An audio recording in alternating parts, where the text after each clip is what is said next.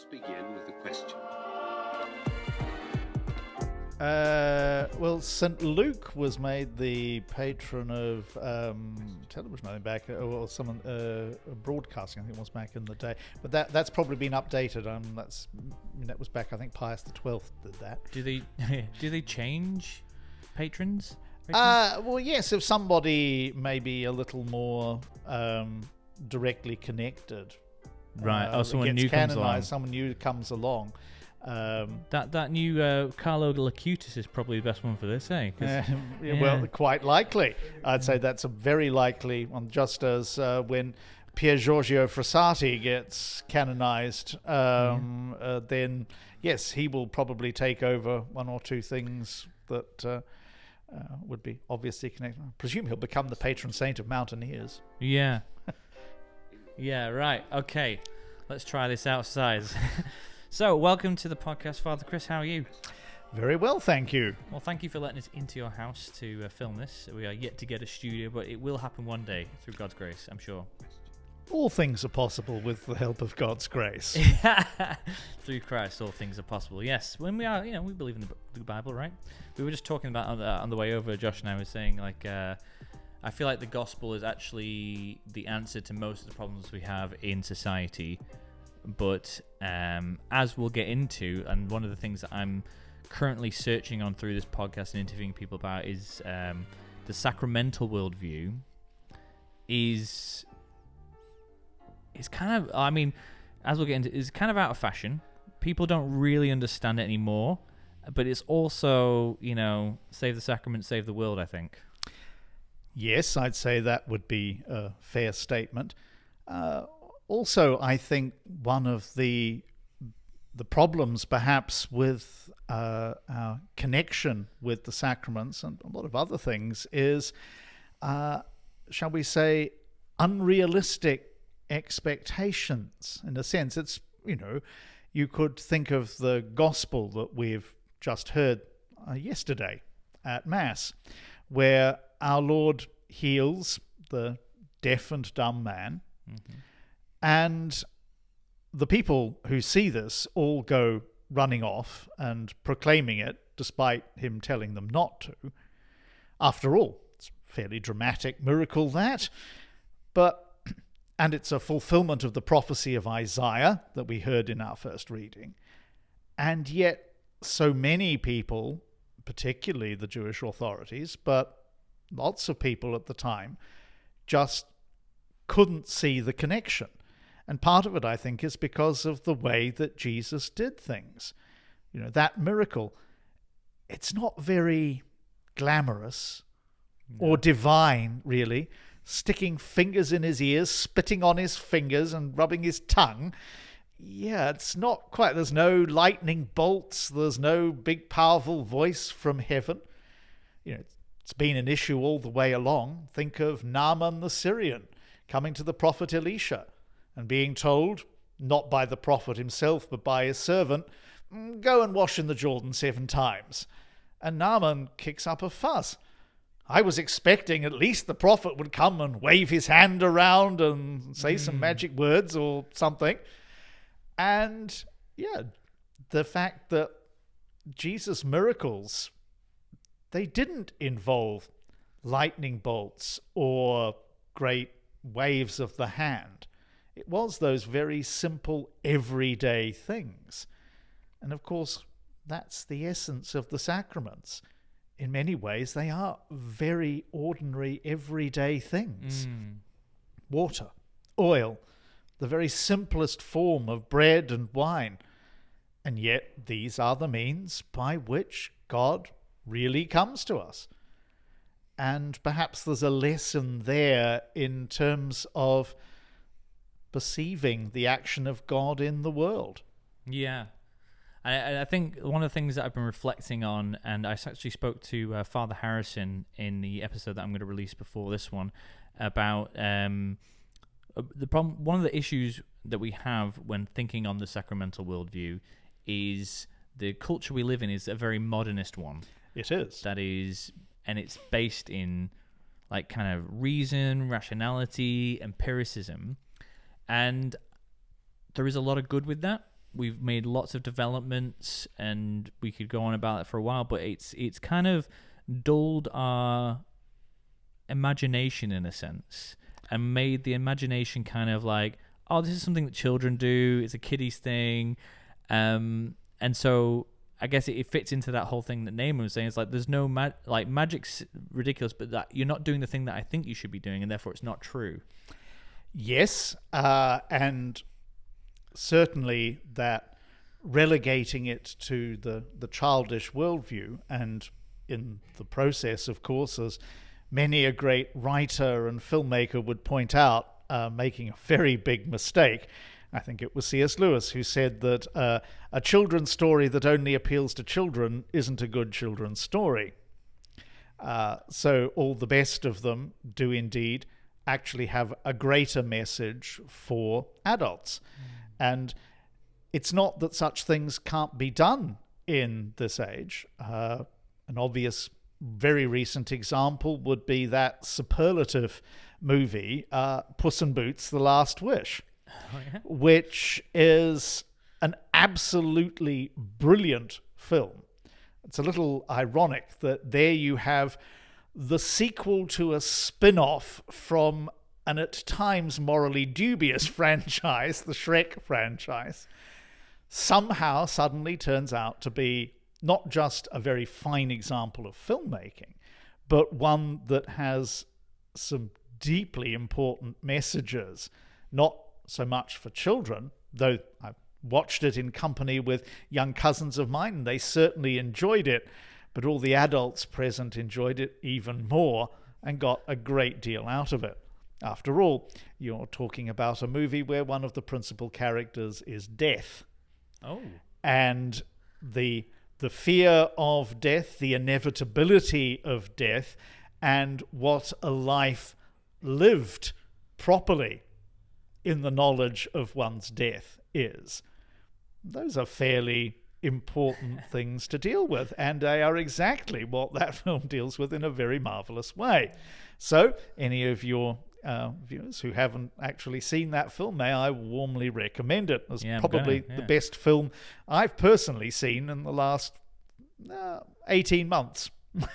Wow, that's amazing. I'll have to come back with a review of the movie if we can go in depth into that. But I think, and we're touching on something real here, and I think it's kind of what I want to go into the topic on in this conversation is like, what is truth? And I thought coming to you would be a great idea, because you were trained in your priesthood in an order whose motto is Veritas. Indeed. So I guess, like, I'd say to kick off, but to introduce yourself a bit more, why aren't you a Dominican? There is a difference between having a Dominican spirituality, which I do, and I think always will have, and being called to live the Dominican life. And so the difference between those two is why I am unquestionably a priest with a Dominican spirituality who still has a lot of contact and friends with the Order of Preachers, and yet I'm also a priest of the Diocese of Auckland. And so, yes, that's and perhaps a reminder that with all the different spiritualities in the church, one can have a Carmelite spirituality, learn a great deal from it without being a member of the Carmelites. Similarly for the Franciscans or the Benedictines or any of the great spiritualities in the church. They have a broader application than just the members of their specific order or the lay people associated with that. They're there for all the people of God to find meaning in, to find a way of coming closer to God, or even creating one's own hybrid of that, and that's perfectly fine as well. So, I like to think I'm just an example of that, one who I don't in the least regret my 6 years with the Dominicans. In fact, I'm intensely grateful for them and the formation I got there. But at the same time, I know that I'm not meant to be a Dominican friar. So it maybe took me a little longer to work that out, but then some people you have to hit with a brick. I can definitely relate to that. So what was it that drew you to the Dominicans, and what was it that ultimately drew you away from the Dominicans? Well, being drawn to the Dominicans was, in effect, a two-step process. Firstly, as often happens in our lives, someone else points the way.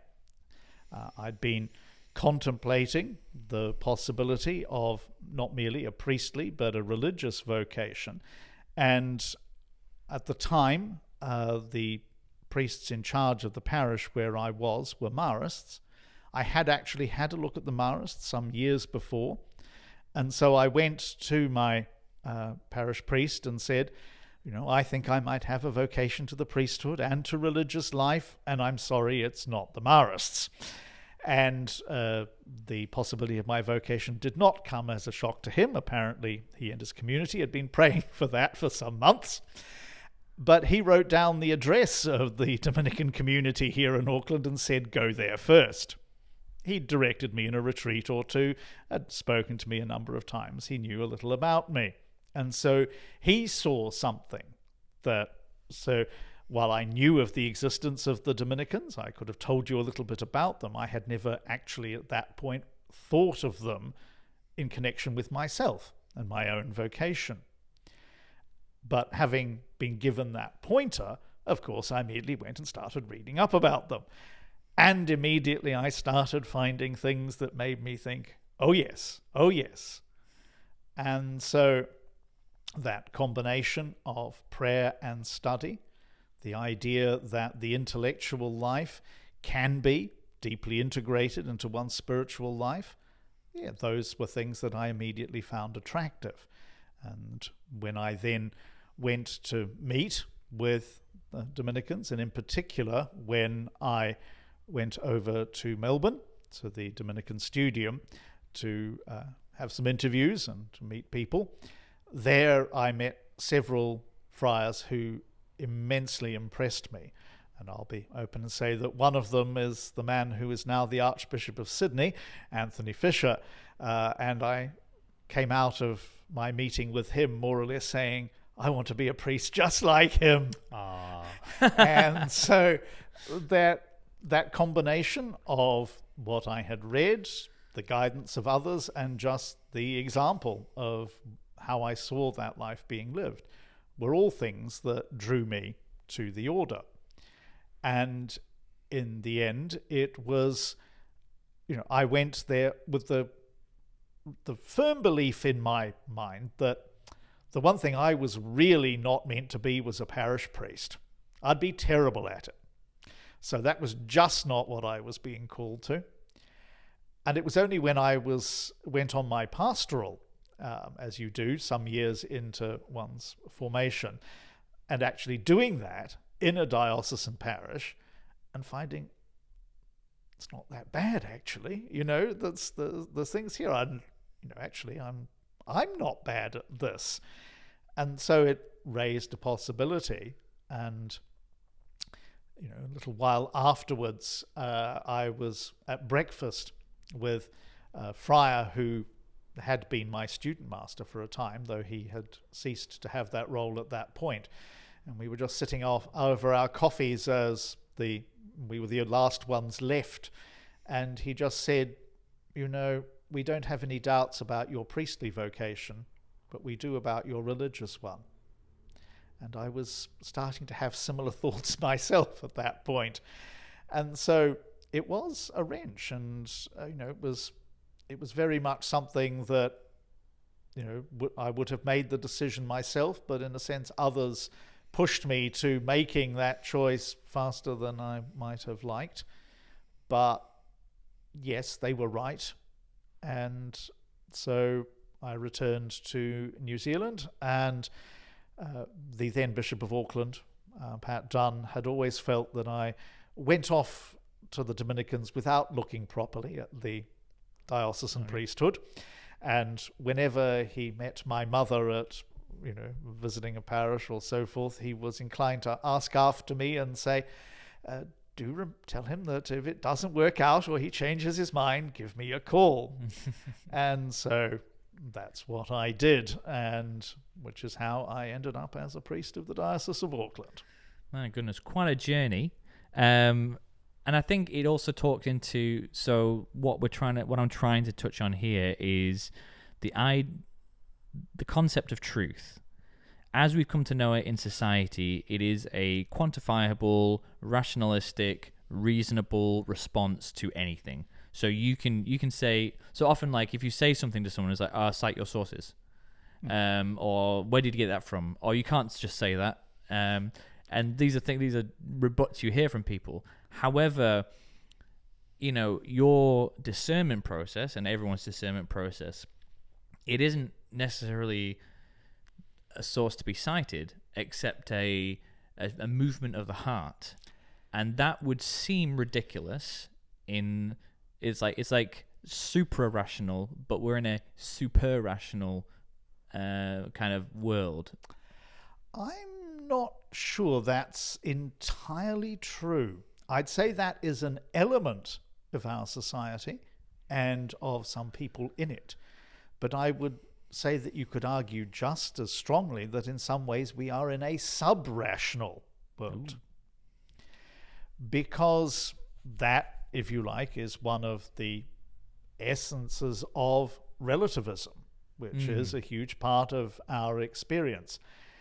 It's interesting, I've come to one of the, if you might say, counters to that has arisen in society just in the last little while. But what you are perhaps dealing with here is the difference between proper understandings of truth. Truth, after all, and Thomas Aquinas would say this very clearly, is to be found in the intellect. You have, if we lived, or rather, if we did not live, if the universe was entirely mechanistic, there was no mind.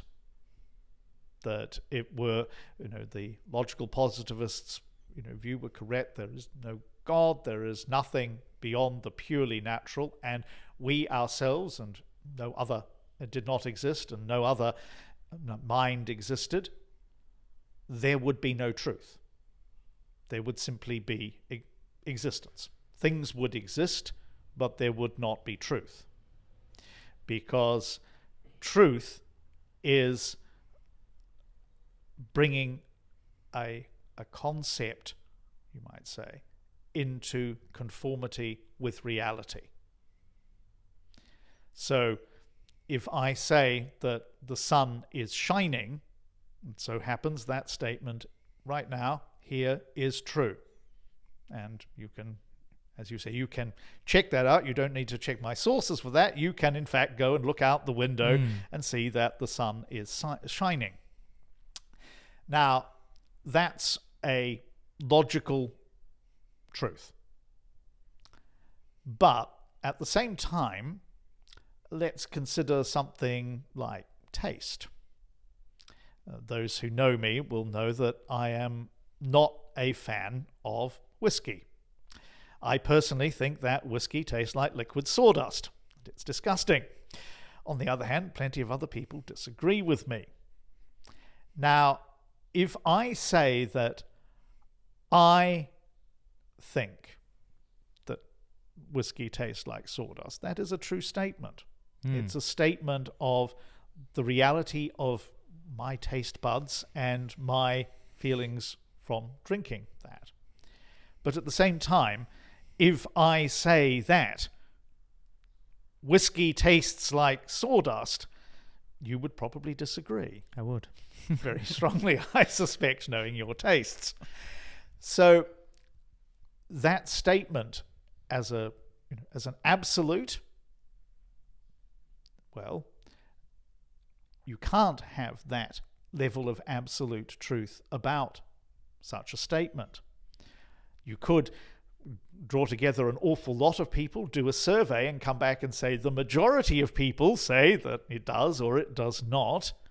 But in each case, we are purely dealing with an individual's taste. And that's not something that we can share with anybody else. We can explain, we can discuss, we can talk about my experience of tasting something. but I cannot share that with you or with anybody else. That's an entirely internal experience. And one of the problems in our society is the mingling of those two understandings, so that you have some people who push in one direction and would try to make absolute those things which in fact are not and cannot be. But at the same time, you have those who in effect want to push that relative, because there is that subjective element, into things which are in fact objective. And a great deal of the conflict in society at the moment comes from those dueling perspectives. So yes, in some cases we are dealing with people who are taking a very rationalist, objectivist view about something that is not meant to be like that. And yet in other circumstances, there's people pushing in the other direction. And that, of course, is the source of a lot of debate about moral questions in the world. Yeah. I mean, I guess the question that comes to mind is, a few things. It seems that there's different types of truth. However, that doesn't seem to make sense to me. That you can't. How can you have more than one kind of truth? Because then it gets to the whole relativism thing, and my truth and your truth. Indeed, and it's absolutely true that there is only one truth, but there are different, if you like, how shall I put this? Different frameworks, or perhaps different situations, because at one level, truth is in fact, pretty much entirely, truth is a correspondence. The correspondence between what is thought or said and reality. Now, the first thing about that is you have to believe in an objective reality. So there are, of course, those you can argue that we are in the Matrix situation, but if we accept the existence of an objective reality, then truth is, well, as Aristotle put it, to say that which is, and that which is not, and to say that which is not, or to say that which is not is false.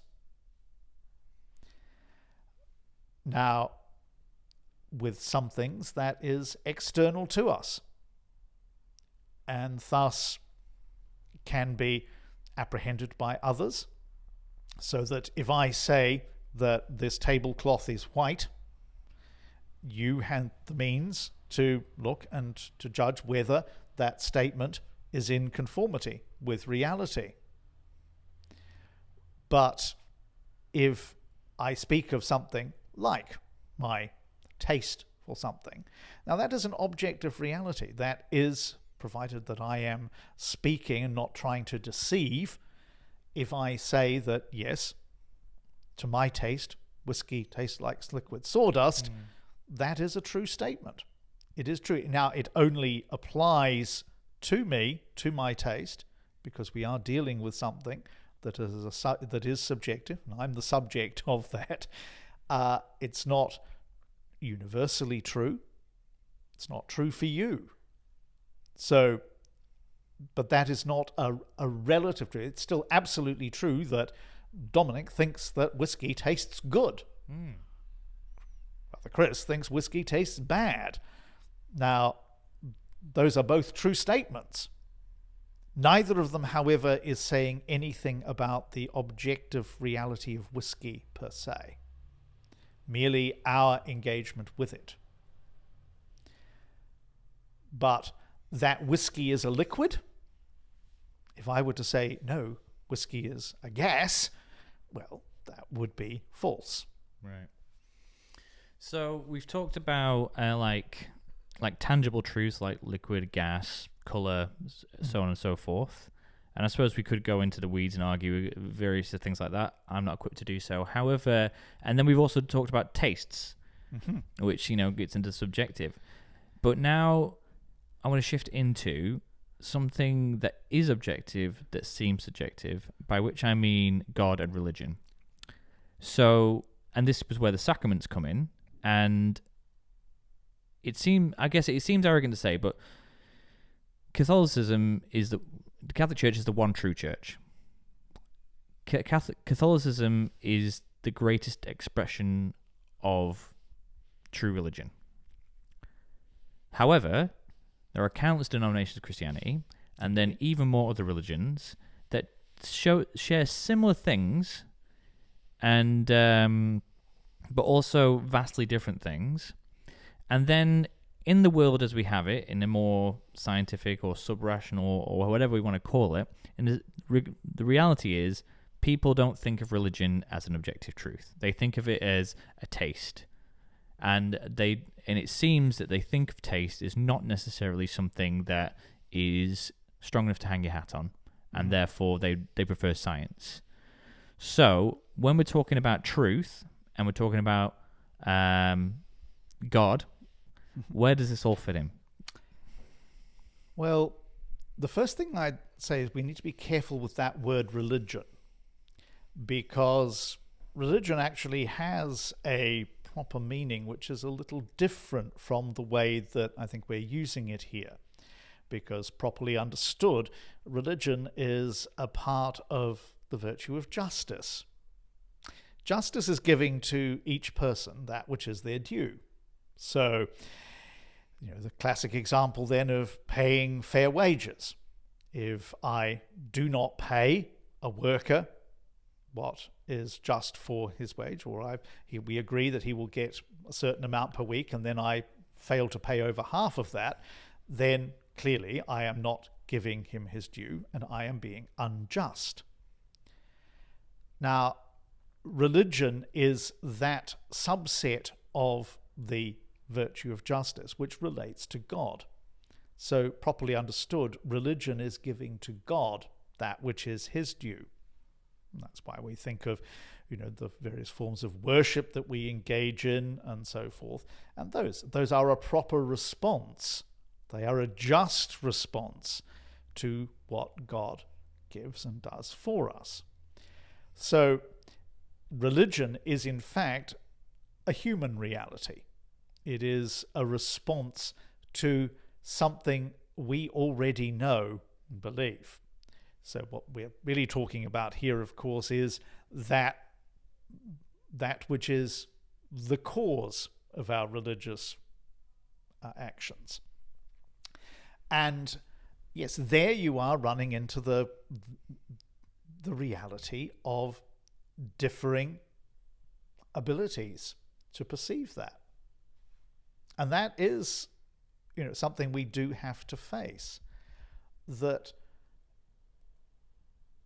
in order to properly believe, if you want to use a common word, in God, one requires the gift of faith. And it is a gift. I tried to be an atheist as a teenager several times. Most people do. I could never make it last more than half an hour. I'd go out and I'd look at a tree, or might look up and see the stars, and it was no. And yeah, I simply could not maintain my unbelief in that circumstance. Now that's no virtue on my part. Well, it is, but it's a virtue that is given to me. Now there are people every bit as intelligent as I am, I know, who go out and look at those same things and do not see that at all. They do not see the one who made them behind it. And Does this mean that I'm better than them? Unlikely. It's simply a difference. And some of them, in fact, I think desperately want to see what I see. They'd love to be able to do that, and yet they cannot. So that ability to, if you like, perceive or not, that's something that is, well, we would say it is a gift. All the theological virtues, faith, hope, love, they all come from God. It's how they differ from the cardinal, the human virtues, where if you want to get better at them, practice them. The more you do them, the better you get. Whereas for the theological virtues, if you want to grow in them, you need to pray and ask for God to give you that gift. There are, I tell people this often in confession, there's no exercises you can do to get more faithful. There's no 30-day plan you'll find on the internet to make you a more loving person. No, if you want to grow in those virtues, pray and ask to be given them. But between that difference of actual, whether we have that gift or not, there's also the question of whether we respond, because God gives, but he does also ask a response. And so there are many people who perhaps, if they but would see, but they don't.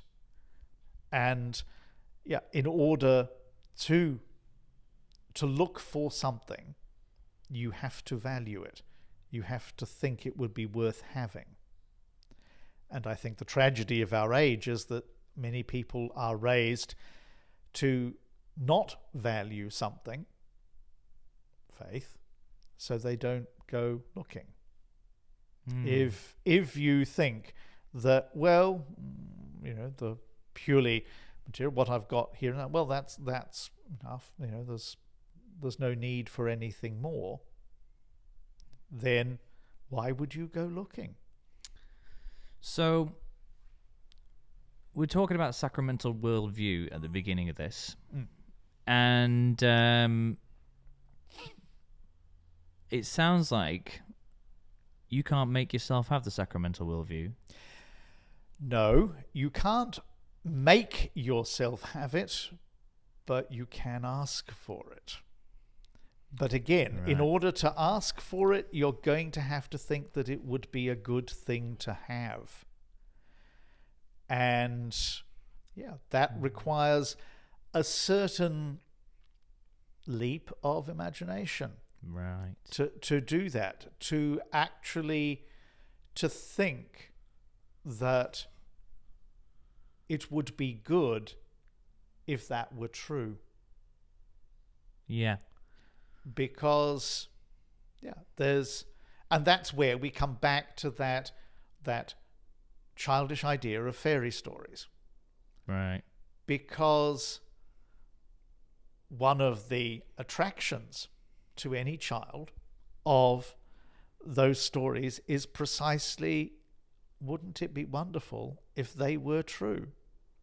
If that's the way that things were. And as many a writer has pointed out, the tragedy of what is thought of becoming adult is that we are perhaps taught to, no, that's not the way things are. They can't be like that. So it's just silly. Now, yes. in terms of running around waving a magic wand a la Harry Potter, that may in fact be true. That may be a correspondence of reality, that in fact, I don't care how you put together a wand, whether you do even manage to find a phoenix feather and stick it in it. No, you are not going to be able to do the things that you read about in Harry Potter. But that this truth is then improperly expanded to think that, yes, there is nothing beyond the mundane, the everyday. That's where I think people are led astray. So that's why the importance of those stories about, yes, the beyond the normal, they are important to us.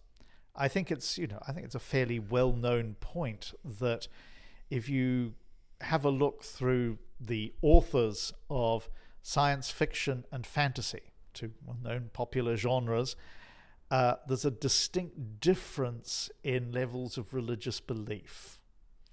That on the whole, I mean, obviously there are notable exceptions, but on the whole, writers of science fiction are often materialists, atheists, and so forth.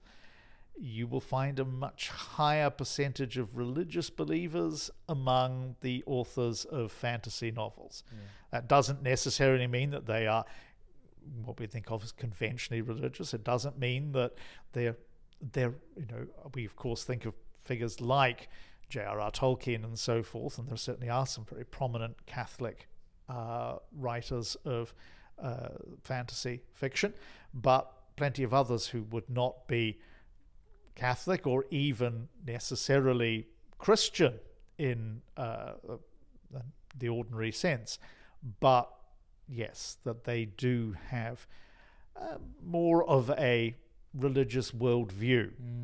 And yeah, I'd say that's, which way does the arrow of causation go there? Well, that could be an interesting question. Yeah. But the two, they do tend to go together. And it's perhaps unsurprising, I would suggest. Yeah, because I'm quite a fan of sci-fi. I do like me a bit of fantasy as well. And I think one of the things that I've always found interesting in the sci-fi is, like, for example, in Star Trek, they've got the character of Data, and they've created an android which is very human, but that is very not human, and that's a problem for the android and for everybody else. But always, whenever there's a sci-fi thing where it's something's trying to kill the humans, but the humans are good, and they don't know why, but there's something about humans that is different and is good, and like it's always like something put together, like, oh, we when we come together we're better or something, and it's like something vague like that.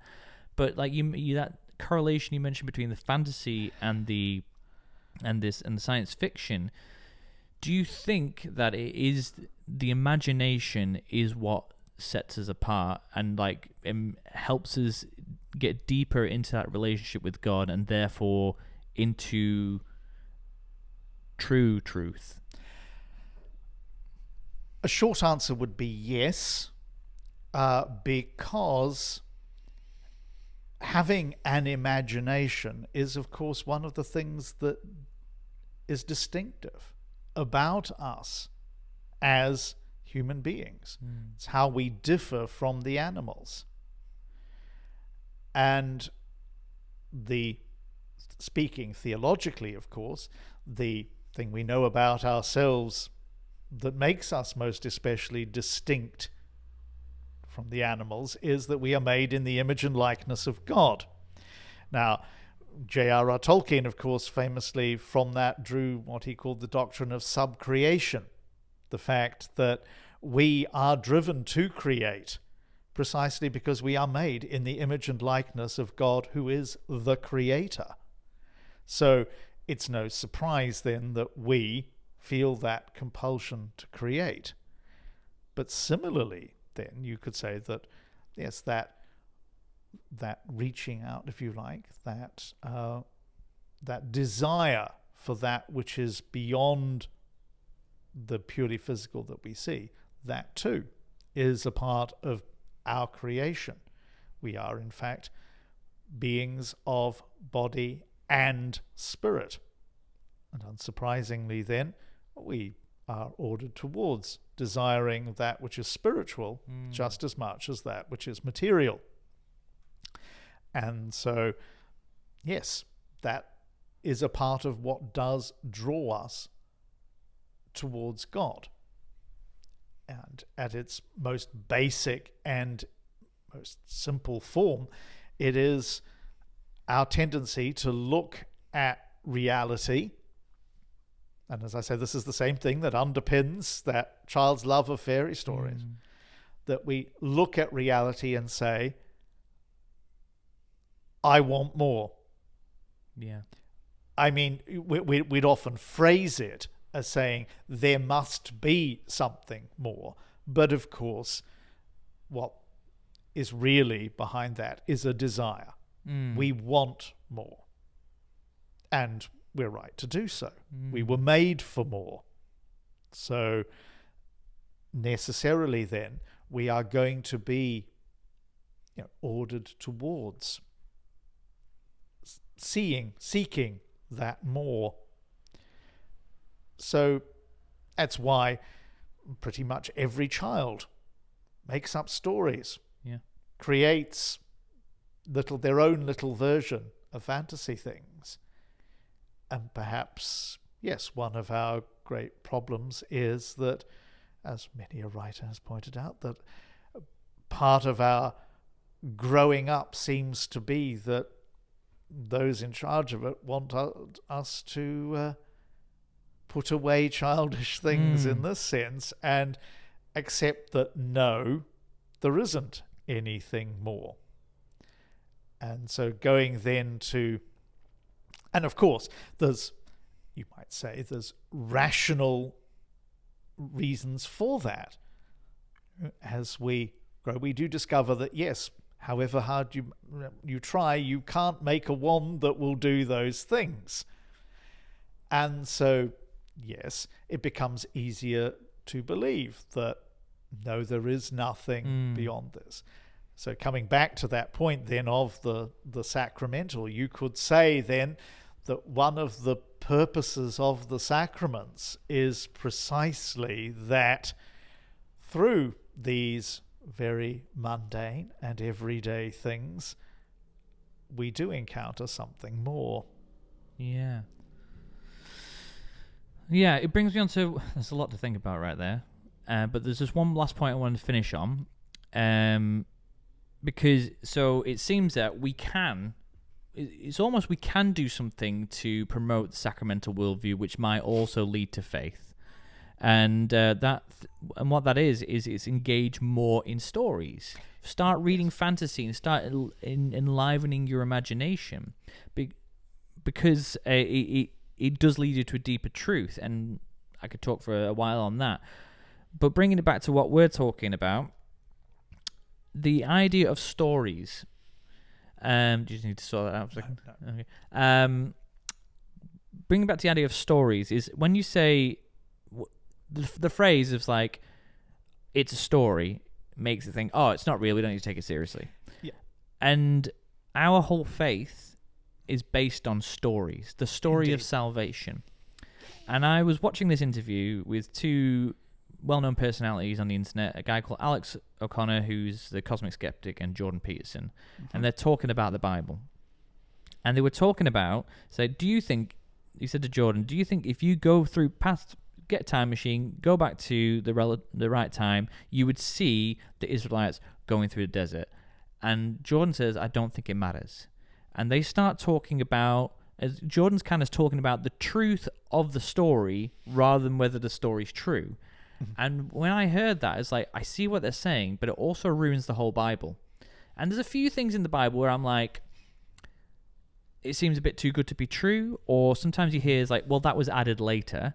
And it's like, well, if it was added later, did it happen and they just didn't add it in? Or are they trying to make a point by saying, oh yeah, Jesus said this? Well, he didn't say that, but he said this is what he was saying. And then when I get to that point, I'm like, well, then this isn't a document this isn't a good document, you know?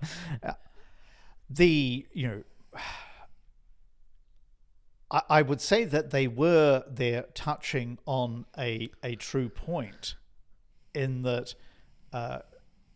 in some parts of the Bible. I mean, the classic example that always comes to mind for me is the book of Jonah, where if you know anything about stories, then you will recognize the sort of story that the book of Jonah is. If you want to find close analogues to it, pick up the 1001 Nights. the Arabian Nights, and see the stories there. Now, we're perhaps most familiar with the stories in the 1001 Nights, which are largely just there to be really good stories, to entertain. And so Aladdin and his lamp, or the story of the voyages of Sinbad. Yes. But quite a lot of the stories that make up the corpus of the 1001 Nights are actually moral fables. They're there to teach. They're there to, inculcate the beliefs and the morals of the society that people are being brought up in.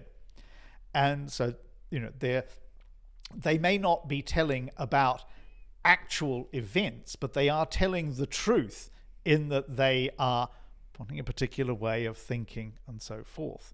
And that is very much what is the heart of Jonah. Because, yes, people focus there on the whale, as I say, but of course, perhaps even more is the fact that after all of the, this fact that Jonah is trying to run away from God. And the whole point is, you can't do that. God is everywhere. And so he finds, and in the end, he finally comes to terms with this. And so he follows his call and he goes to Nineveh, the great city. And then he preaches what he's been terrified of, because what will they do to him? And they convert. They do indeed take the Lord's warning to heart. They change. And so what does Jonah do? He goes and sulks, because I went through all of this and you're not even going to smite them? And so he just goes and sits out there, and then there's the little a matter of the plant that grows up and then shades him, and then he dies, and he gets the little lesson. You're complaining about that plant that comes and goes, and am I not to be far more concerned about the inhabitants of that great city? So, in a sense, the book of Jonah is effectively like one of our Lord's parables. When our Lord says, there was a man who had 2 sons, are we compelled to believe that there was actually a man who lived and that Jesus is telling the story of him and his 2 sons? Of course not. He's telling an instructive story. And that's what some of the things, particularly that we find in the wisdom literature in the Bible, that's exactly what they are doing. The fact that the man and his 2 sons had no historical existence does not make Jesus a liar. Of course not. He's just putting together a story, and to realize there that that's what stories can do. They can tell the truth. In fact, all the best stories do tell the truth, even if they are not telling about events that actually happened. But a good chunk of the Bible, of course, is not like that. It is, in fact, telling the account of what happened. Of course, you always need to remember the perspective, because in particular, if you're talking about the Old Testament, you are talking about the story of the people of God, told from their point of view. So that always does have to be borne in mind. And it's why you find that some of the story is them coming to know God better, so that they put things into the mouth of God which later they find, no, God is not one who punishes to the 3rd and the 4th generation, afflicting grandchildren for the sins of their grandfathers. No. Of course, it is true that what our grandparents and parents do has an effect on us. There are consequences, but that is not the action of God. So that is an important element of stories, in that they are able to use things not contrary to the world, but beyond the world. They can go, that's the point of those fairy stories. They are going beyond what is our everyday experience and what actually does physically generally happen in the world. But in so doing, They are talking to us. They're telling us about the things that actually matter most. And so in the end, they become the means by which we define ourselves. Now, that is a part of truth, because this is one key point that we do always need to remember. Those technical definitions of truth, yes, they're correct, but the absolute reality is that truth is not a set of propositions. Truth is a person. The classic cynical line is spoken by Pilate when our Lord tells him that all those who know the truth come to him, and Pilate says, and there are so many ways you can take this. Pilate says, truth, what is that? Is that truth? What is that? That almost that long, or is it truth? What is that? The cynical rejection of the whole concept. There's all sorts of different ways you could take what Pilate says. But the ultimate irony is that he's asking that of truth himself, who is standing in front of him. I am the way, the truth, and the life. So he is asking what is truth of truth, who's standing in front of him. And so in the end, our real search for truth is the search for God. It is the search for the person of Jesus Christ. So it is about relationship in the end. So that's why, of course, stories are so important, because stories in the end are how we build up relationships. In many ways, our relationships, our deepest and most important ones, are an invitation to another to become part of a joint story. It certainly, of course, is true of marriage, but equally it is true of friendship and so forth. It is, let's create a story together. And that is a very right and proper goal. Yeah. And so for ourselves, our search for truth has to be understood in the end finally as the search for God, the search for the one in whose image and likeness we were made.